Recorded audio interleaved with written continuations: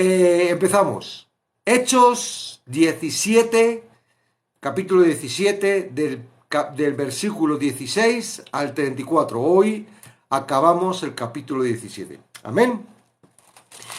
Recordamos lo de ayer. Estaba Pablo que le habían echado, ¿verdad? Había estado en Tesalónica y de Tesalónica tuvo que salir corriendo para Berea, y en Berea también vinieron de Tesalónica y le tuvieron que decir, vamos, te llevamos de otro lado, y fue solito. Los que le acompañaron le llevaron hasta Atenas, pero ellos se volvieron y se quedó solito. Ahora lo vamos a ver. Mientras Pablo los esperaba en Atenas, su espíritu se enardecía viendo la ciudad entregada a la idolatría. Así que discutía en la sinagoga con los judíos y piadosos, y en la plaza con cada día con los que concurrían. Y algunos filósofos de los epicúreos y de los estoicos disputaban con él, y unos decían, ¿qué querrá decir este palabrero? Y otros, parece que es predicador de nuevos dioses, porque les predicaba el evangelio de Jesús y de la resurrección. Y tomándole le trajeron al Areópago, diciendo, ¿podremos saber qué es esta nueva enseñanza de que hablas? Pues traes a nuestros oídos cosas extrañas. Queremos, pues, saber qué quiere decir esto, porque todos los atenienses y los extranjeros residentes allí en ninguna otra cosa se interesaban sino en decir o en oír algo nuevo. Entonces Pablo, puesto en pie en medio del Areópago, dijo, varones atenienses, en todo observo que sois muy religiosos. Porque pasando y mirando vuestros santuarios, hallé también un altar en el cual estaba esta inscripción, al Dios no conocido, al que vosotros adoráis, pues sin conocerle es a quien yo os anuncio. El Dios que hizo el mundo y todas las cosas que en él hay, siendo Señor del cielo y de la tierra, no habita en templos hechos por manos humanas, ni es honrado por manos de hombres, como si necesitara de algo, pues Él es quien da a todos vida y aliento a todas las cosas. Y de una sangre ha hecho todo el linaje de los hombres para que habiten sobre toda la faz de la tierra, y les ha prefijado el orden de los tiempos, los límites de su habitación, para que busquen a Dios si en alguna manera palpando puedan hallarle, aunque ciertamente no está lejos de cada uno de nosotros, porque en él vivimos y nos movemos y somos, como algunos de vuestros propios poetas también ha dicho, porque linaje suyo somos. Siendo, pues, linaje de Dios, no debemos pensar que la divinidad sea semejante a oro o plata o piedra esculpida de arte y de imaginación de hombres. Pero Dios, habiendo pasado por alto los tiempos de esta ignorancia, ahora manda a todos los hombres en todo lugar que se arrepientan, por cuanto ha establecido un día en el cual juzgará al mundo con justicia por aquel varón a quien designó, dando fe a todos con haberle levantado de los muertos. Pero cuando oyeron lo de la resurrección de los muertos, unos se burlaban y otros decían, ya te oiremos acerca de esto otra vez. Y así Pablo salió de en medio de ellos, mas algunos creyeron juntándose con él, entre los cuales estaba Dionisio el Areopagita, una mujer llamada Dámaris y otros con ellos. Para el mundo incrédulo, lleno de escepticismo, racionalismo, misticismo y desesperanza que cada uno produce, y opuesto a la sobrenatural, el cristianismo ofrece el único mensaje de esperanza. El hombre no es un accidente cósmico, un ser personal atrapado en un universo unipersonal. Hay un Dios, que es tanto el creador del universo como sus gobernantes soberanos. No solo existe, sino que también es conocible y se ha revelado a la humanidad. Dios creó a los hombres para que lo conocieran. Esto lo dice Juan 17:3. Y para que por medio de ese conocimiento lo glorificaran.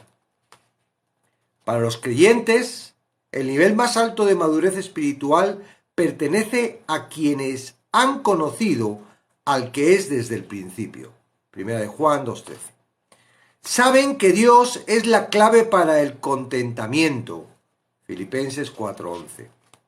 La bienaventuranza. Salmos 32:12 y 144:15. Y la paz. Isaías 26:3, Romanos 8:6. Al enfrentar una crisis, el pueblo que conoce a su Dios es el que se esforzará y actuará.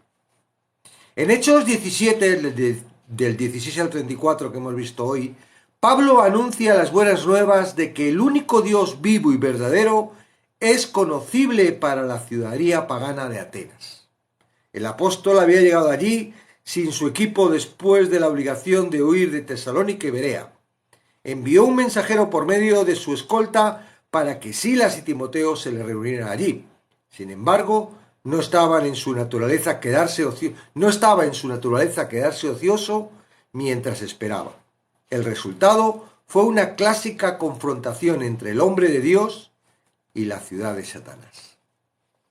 Fue esa enorme manifestación de idolatría pagana lo que indujo a actuar a Pablo.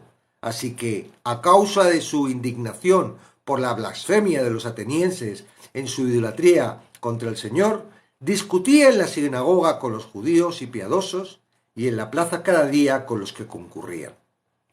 Siguiendo su patrón normal de ministración, Pablo iba el día de reposo donde sus compatriotas y discutía en la sinagoga con los judíos piadosos.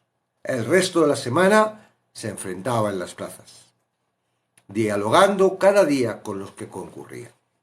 Atenas no solo afectó a Pablo, sino que él también creó un efecto en la ciudad. Aunque diferían radicalmente en sus creencias filosóficas, tanto los estoicos como los epicureos se unieron en su desprecio por la enseñanza de Pablo. Algunos de ellos decían de manera burlona: ¿qué querrá decir este palabrero? Otros, malinterpretando por completo el mensaje de Pablo, pensaron que él era un predicador de nuevos dioses. Pablo creó tal revuelo que finalmente le trajeron al Areópago. El tema del mensaje de Pablo a la asamblea era acerca de cómo conocer al Dios no conocido. Eso comprende 3 pasos: reconocer lo que Dios es, reconocer quién es Él, ese Dios, y reconocer lo que Él ha dicho. Sobre reconocer lo que Dios es. Pablo comenzó su alocución admitiendo la devoción religiosa de los pobladores. Tomó como punto de contacto algo que observó mientras estaba pasando y mirando los santuarios de la ciudad, y halló también un altar en el cual estaba escrito la inscripción de al Dios no conocido. La Biblia no brinda argumentos formales para la existencia de Dios. Su existencia es, a fin de cuentas, un asunto de revelación y fe. Sin embargo, esa fe no es un salto ciego en la oscuridad, sino que se basa en hechos. Es cierto que aunque la existencia de Dios no es demostrable en el sentido de un experimento científico o en una ecuación matemática, es racional y lógica en un mundo de causa y efecto. La ley de causa y efecto argumenta a favor de la existencia de Dios. El sentido común dictamina que todo efecto debe tener una causa, pero no puede haber una cadena interminable de tales causas. Por tanto, debe haber una causa final no causada. Los teólogos se refieren a esa línea de razonamiento como el argumento cosmológico. Una forma alternativa de ese argumento dice lo siguiente: todo lo que comienza a existir tiene una causa. El universo comenzó a existir. Por tanto, el universo debe tener una causa. La Biblia reconoce el principio de causa y efecto en Hebreos 3:4, donde el escritor asevera que toda casa es hecha por alguno, pero el que hizo todas las cosas es Dios. En Salmos 94:9 dice, el salmista escribió, el que hizo el oído no oirá, el que formó el ojo no verá, la inteligencia viene de inteligencia y el juicio moral de un ser moral. Sostener que todo esto viene de materia muerta es el colmo de la locura. Puesto que la evidencia para la existencia de Dios es tan abrumadora, surge la pregunta de que ¿por qué hay ateos? La Biblia enseña que la razón no es intelectual, ni racional, sino moral y espiritual. David escribió en Salmos 14:1, dice el necio en su corazón, no hay Dios. Que la necedad a la vista es moral, no intelectual, está claro por el resto del versículo. Se han corrompido, hacen obras abominables, no hay quien haga el bien. El rechazo de Dios por parte del ateísmo atrae a personas que quieren evitar el juicio debido a su estilo de vida pecaminoso. Esperemos que no estén escuchando. Ya, bueno. En la confusión causada por filosofía contradictoria e idolatría, Pablo declaró con firmeza la verdad de que el único Dios verdadero no solo existe, sino que también puede ser conocido. Sobre reconocer quién es Dios. Después de establecer que Dios existe y que los hombres lo pueden conocer, el apóstol lo presenta a sus oyentes. Presenta a Dios como creador, gobernante, dador, controlador y revelador. La Biblia empieza con la sencilla declaración: en el principio creó Dios los cielos y la tierra. Sin embargo, la verdad de que Dios es el creador de todas las cosas es ampliamente rechazada, incluso por algunos que profesan creer en su existencia. Puesto que Dios creó el cielo y la tierra, Él es tanto Señor como legítimo gobernante de lo que en ellos hay. Pablo señala lo absurdo de imaginar que Dios, el creador y gobernador del universo, deba ser honrado por manos de hombres como si necesitara de algo. Lejos de necesitar algo de los hombres, Dios es quien da a todos vida, aliento y todas las cosas. Dios no solo es el gobernante soberano del universo, sino que también tiene el control de los asuntos y destino del hombre y naciones. Pablo declara que Dios hizo de una sangre, Adán, todo el linaje de los hombres para que habiten sobre toda la faz de la tierra. Y sobre lo último, reconocer lo que ha dicho, ¿verdad? Lo que Dios ha dicho. Reconocer que Dios existe e incluso comprender de quién se trata no lleva a un conocimiento salvador de él. Eso viene solo de un entendimiento de la revelación especial. Por tanto, Pablo concluye su mensaje presentando a sus oyentes la revelación especial de Dios en la persona de Jesucristo. La respuesta al mensaje de Pablo era previsible. Considerando el desprecio que sus oyentes ya le habían expresado, cuando oyeron que Pablo hablaba de la resurrección de los muertos, unos se burlaban, ya que no había lugar en el pensamiento griego para una resurrección corporal. Otros, un poco más caritativos, decían, ya te oiremos acerca de esto otra vez. Sin embargo, nunca lo harían, ya que Pablo salió del medio de ello y pronto dejó Atenas para nunca más regresar. No obstante, la defensa que Pablo hiciera del cristianismo no quedó totalmente en el olvido. Lucas señala que algunos hombres creyeron juntamente con él. Y da algunos nombres que luego, pues en sus cartas él menciona. Bueno, curioso, ¿verdad? Es increíble en este discurso que da Pablo a los atenienses. Tenemos una clave para poder hablar a todos aquellos ateos, agnósticos.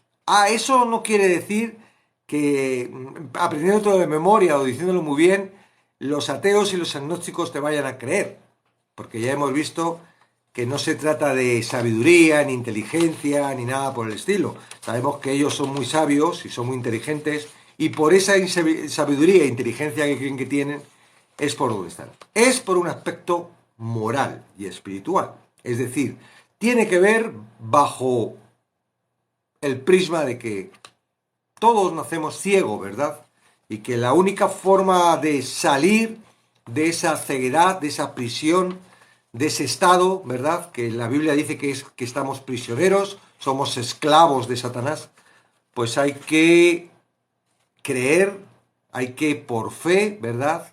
Y a partir de ahí, pues hay mucha revelación y todos los que hemos entrado, pues entendemos más profundamente, ¿no? Hay un antes y un después. Yo digo siempre, yo fui ateo, entiendo a los ateos y entiendo cómo ellos creen y entienden porque yo fui ateo. Pero ahora en mi posición yo digo, wow, es que es horrible. No me extraña que la palabra de Dios dice, qué necio es el corazón, es tan necio como el mío cuando era ateo, ¿verdad?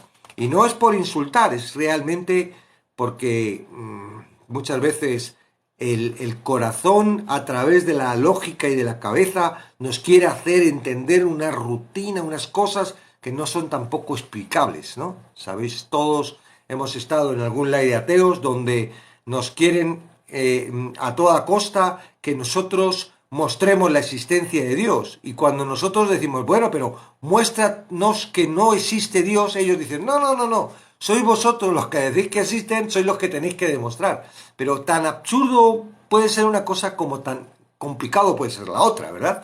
El demostrar que realmente no existe Dios. Y hay esa batalla, pero que ya hemos visto que es un problema moral, ¿verdad? No querer estar bajo las leyes de un Dios al cual no me quiero someter y a que por narices no te sometes, pero te sometes a las consecuencias, ¿no? De no someterte a él. Bueno, voy a retomar algunas cositas antes de bajar la pregunta y ver si hay... ¿No ves? Necios son los que no creen. Creía que estaba al revés, Cheri. Digo, ya estamos en... Vale, entonces, esperemos que no se ofendan, ¿verdad? Porque no queremos ofensas. Sabemos que son muy peleones todas las personas que defienden que Dios no existe, ¿verdad? Lo sabemos, los conocemos.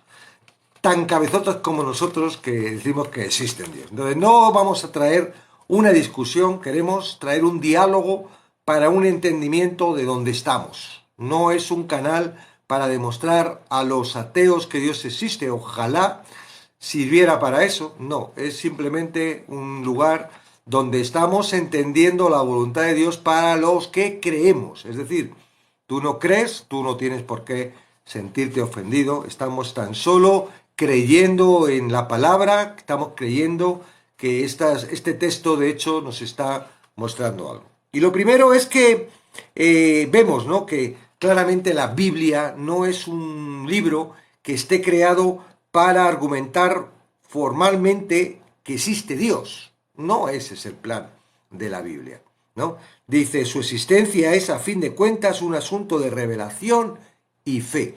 ¿Qué es revelación? Revelación es que se te revela. Ahora, yo no estoy diciendo que a los ateos no se revele Dios. Yo creo que Dios da oportunidad a todos. El problema es que, dependiendo, yo por mi vida, ¿vale? Y por la forma en la que yo acepté a Dios, hay momentos en los que estás preparado, no es preparado, es que lo necesitas, ¿no?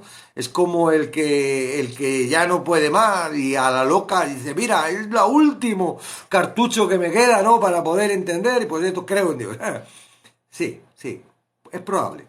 Es probable que pueda ser el último cartucho, ¿no?, el que tomamos. Anteriormente estamos siempre con nuestras fuerzas forzando una respuesta. Tanto los que creen como los que no creen, los que se consideran ateos o gnósticos, tenemos problemas. No es que los creyentes no tengamos problemas, ¿verdad? Y ellos sí. O al revés. No, todos tenemos problemas y todos enfrentamos una forma de resolverlos. Somos muy iguales. Somos totalmente iguales porque todos tenemos el mismo corazón. Somos humanos, ¿verdad? Y entonces la respuesta de nuestro corazón es que quiere traer una respuesta. Nos sentimos muy a gusto cuando respondemos, o sea, cuando resolvemos nuestros problemas. El problema es que cuando lo hemos intentado y no podemos y no encontramos, ¿verdad? Solución, nos queda el último cartucho. Y puede ser que ese último cartucho sea darle la confianza a que Dios existe. Entonces, bueno, yo digo que el acercarse a Dios, porque Dios se acerca a nosotros, es cuestión de cartuchos. Es cuestión de probabilidades, es cuestión de lo que te queda de fuerza. ¿Qué fuerza le quedaba en la parábola del buen samaritano al que fue asaltado? Ninguna. Si no viene alguien que le salva, ahí mismo aquella noche le hubiera comido una fiera, estaba en un camino perdido y hubiera venido cualquiera, estaba totalmente indefenso, casi muerto.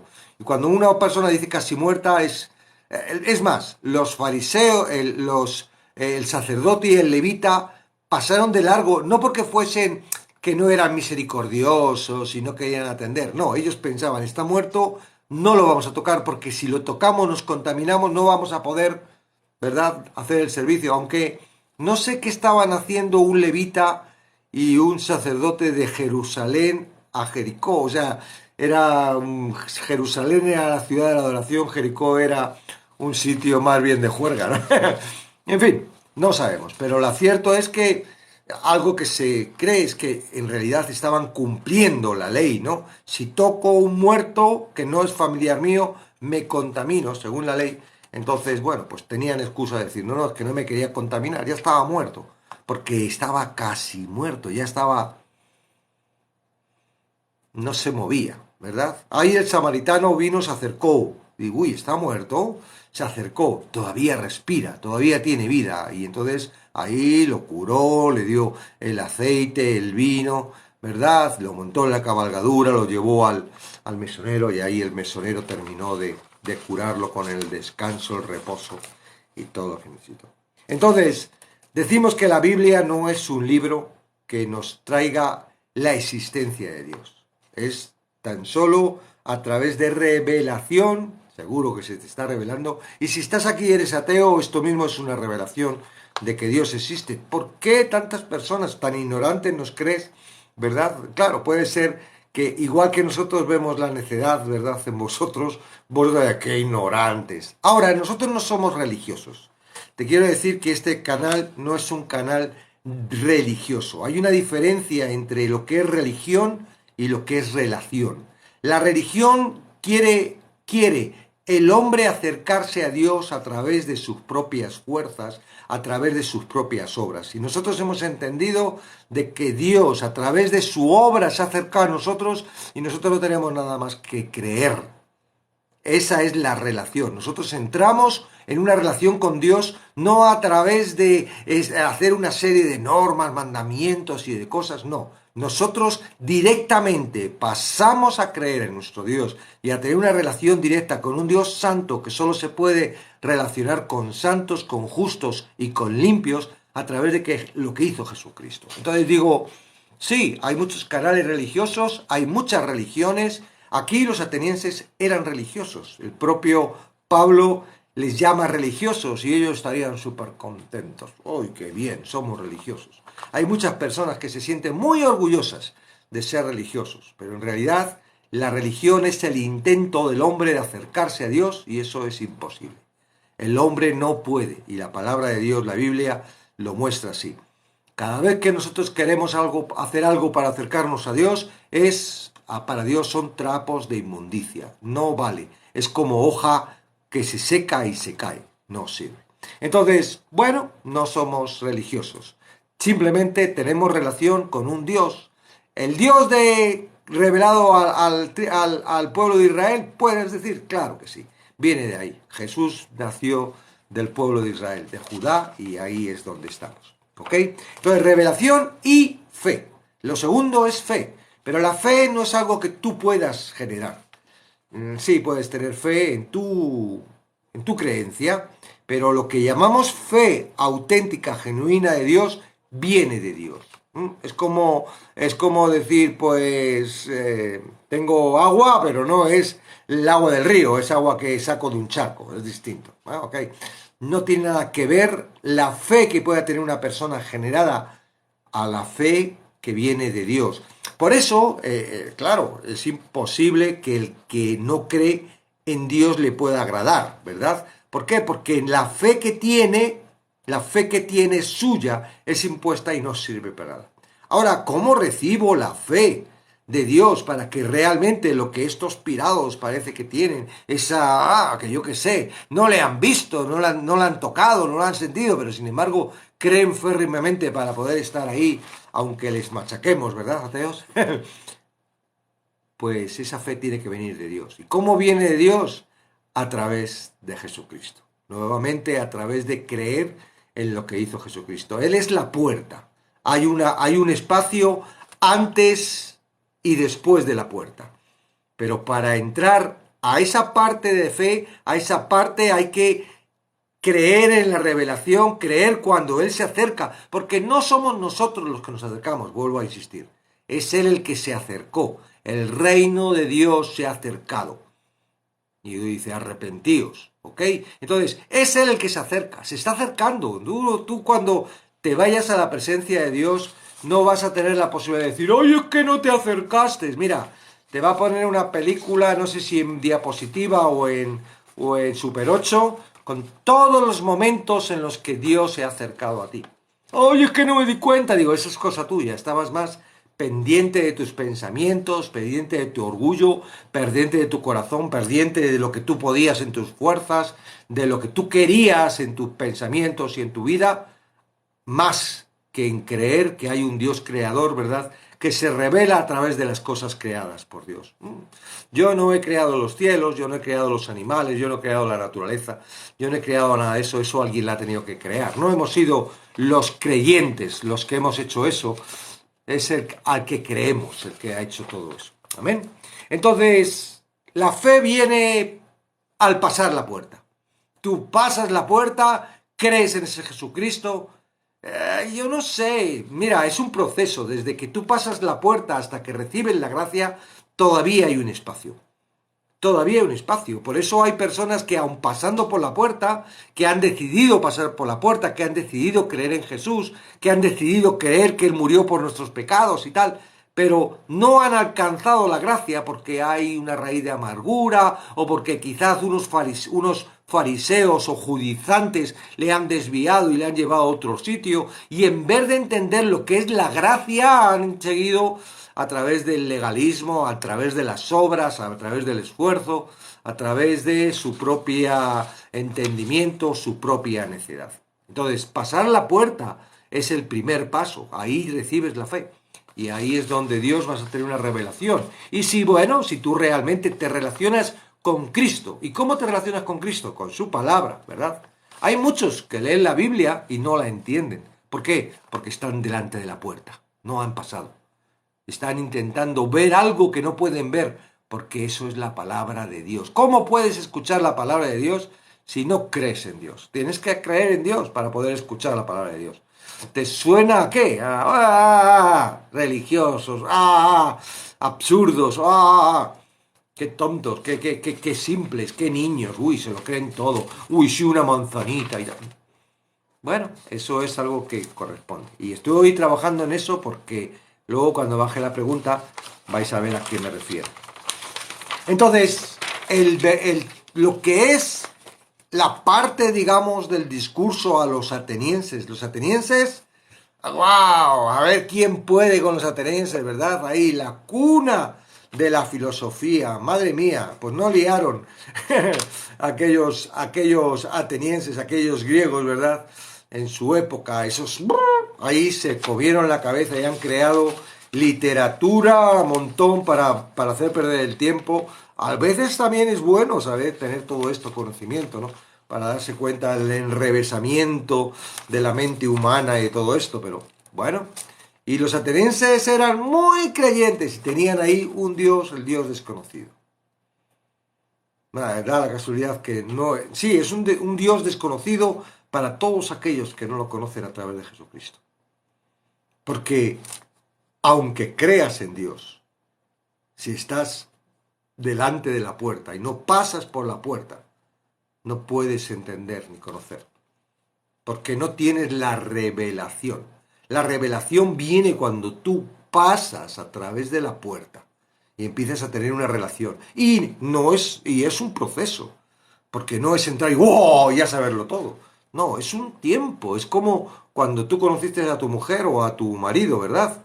O a tu novia o a tus amigos. Es un tiempo. No los conoces y ya, ya está todo. No, no. Tienes que pasar un proceso. Y esa persona, si te trata bien, si te cuida, entonces tú te gusta estar con, si te trata mal, pues no quieres saber nada de él, ¿no? Dejas de ser amigo, ni te casas, ni te... El amor es algo que se produce con la relación. Entonces, una vez que pasas por la puerta, la relación es con la palabra. Y al principio es complicada. Por eso estamos aquí, trabajando. Porque hay muchas personas que quieren aprender. Porque hay muchas personas que quieren decir, ¿y esto qué significa? Porque hay que pasar, ¿no? Y bueno, pues Dios nos utiliza unos a otros para poder traer esa revelación de la palabra. Entonces, tres partes vemos, ¿verdad? Dentro de lo que es el discurso que hemos visto. Dice reconocer, lo que Dios es, que ahí es donde hablamos, ¿no? ¡Wow! Es increíble cómo habla aquí la palabra, ¿verdad? Es interesante, a los que a la gente les guste ahí hablar con las personas que no creen, los ateos, porque es distinto una persona que no se lo plantea a una persona que está dispuesta y decidida a discutir sobre la no existencia de Dios. Esa gente se prepara para tener argumentos y le da vueltas y vueltas. Es distinto a una persona, pues bueno, no cree en Dios, bueno, cree o no cree, no le importa, anda su vida, su corazón, tal, tiene sus problemas, pero a esa forma es distinto, ¿no? Pero bueno, es interesante ver, ¿no? Ver lo de la causa y efecto, todo esto que en un momento dado, pues se ve en todo esto. Lo segundo, reconocer quién es Dios, ¿no? Ahí entra también, bueno, sí, yo creo en Dios, pero Dios es un ser distante, no tiene nada que ver conmigo. Es un Dios que es violento porque mira lo que hizo en el Antiguo Testamento. Tienes que reconocer quién es Dios. Y tendrás que reconocer quién es Dios, no la forma en la que tú crees que es Dios. Tendrás que, porque te puedes equivocar y si te equivocas puedes juzgar y juzgar a Dios puede ser complicado, ¿verdad? Porque no es lo mismo que juzgar al vecino o estás juzgando a Dios, ¿ok? Entonces, reconocer quién es Dios, aún reconocer lo que es y reconocer quién es, necesitamos también qué es lo que dijo, o lo que ha hecho, o cómo se ha manifestado. Y ahí es donde está el significado de la palabra. El significado de la palabra, aparte de ser un espejo que te muestre el corazón tuyo, del humano, ¿verdad? Y el corazón de Dios, lo que está tratando la palabra es cómo quiere reconciliarse Dios al humano. No es posible que Dios crea al hombre y se le escape de la mano y dice, ¡ay, me he equivocado! ¡Ay, lo que he hecho! No es posible porque Dios es perfecto. Sabía lo que estaba haciendo. Y no creó al hombre como algo más de la creación. Era una parte en la cual dice, todo lo demás lo he creado para esa armonía del hombre y Dios. ¿Ok? Porque él puso al hombre para que sojuzgara toda la creación, ¿verdad? Y él tenía una relación, dice que iba por el huerto y estaban juntos y en realidad lo que va buscando Dios con el hombre es tener esa relación. Pero para poder tener esa relación, el hombre tiene que darse cuenta de quién es y de quién es Dios. Y entonces ahí es donde la palabra está trabajando, ¿verdad? Nos enseña quién somos, quién es Él, pero también nos enseña cómo nosotros, siendo como somos, ¿verdad? Podemos juntarnos con un Dios como es Él. Un ser pecador, que nace pecador, que no tiene posibilidad de salir del pecado, atrapado del pecado, ¿cómo puede relacionarse con un ser que es santo? Y no hablo de ser, no es ser, Dios, un Dios santo, ¿verdad? Dios santo. Entonces algo tuvo que hacer Dios para que esto, ¿verdad? Esto necio, que es capaz de maldecirlo y negarlo y ponerlo como, tontería, si va a existir. No, no. Y nos consideramos, muchas veces los humanos nos consideramos dioses, ¿verdad? Y traemos, ¿cómo esto puede juntarse con Dios? Con la fuente del amor, la fuente de la perfección, la justicia plena. ¿Cómo eso puede? Y para eso está la palabra, y esa es la Biblia, y eso es lo que tú tienes que ver. Ahora, es cierto que de la Biblia han salido las mayores atrocidades y las mayores sextas, ¿verdad? ¿Por qué? Porque la Biblia, aunque el argumento general de la interpretación de la Biblia es que la Biblia se interpreta a sí misma, al hombre le gusta interpretarla con el razonamiento humano. Entonces, cuando nosotros razonamos la Biblia fuera de lo que es la Biblia, ya no traemos la palabra de Dios, traemos un razonamiento nuestro que no tiene nada que ver con Dios, y de ahí viene todo lo que viene y todas las sectas y todo lo reconocido. ¿Ok? Entonces, reconocer lo que es Dios. Claro, la última parte, ¿verdad? Que fue la que estos atenienses no les gustó mucho, tuvo que traer el Evangelio. A los atenienses les encantaba que les hablaran de Dios y tal, y todo esto les sonaría genial, fantástico. Uy, nos va a mostrar al Dios desconocido, ¿no? Pero cuando el Dios reconocido viene a través de una acción del hombre, el arrepentimiento. No, no, no, no. Hey. Tú tienes que reconocer el arrepentimiento, tienes que reconocer. Arrepentimiento tiene que ver con un cambio de pensamiento, ¿verdad? Tú tienes que cambiar el pensamiento. Ya no puedes caminar bajo tu pensamiento, bajo lo que tú conoces. Hay un cambio de pensamiento que te dirige a la posición de hijo de Dios, que te dirige, ¿verdad? Hay un cambio. Y eso es el arrepentimiento. O sea, cuando tú aceptas a Jesucristo, Él trae la revelación en tu vida para mostrarte en dónde estás y a dónde vas a ir.